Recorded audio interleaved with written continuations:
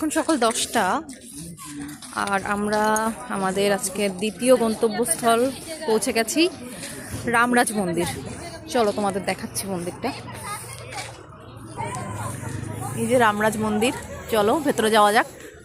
আমার ফোন যথেষ্ট স্টেবল, তুই ফোন আমার হাত নাড়ালেও কিছু হবে না। চলো মন্দিরে। এই যে ঢোকার মুখে এখানে বেশ জল আছে, যেখানে আমাদের পা ধুয়ে ভেতরে ঢুকতে হবে। চলো আমরা।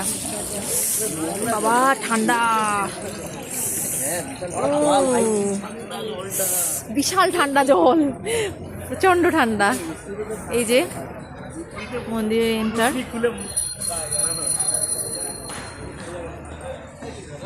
বেশ ভালো মন্দিরটা দেখতে।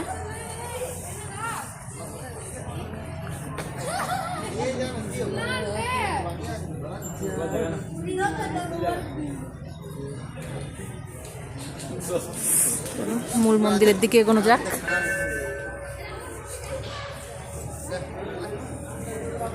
এখনো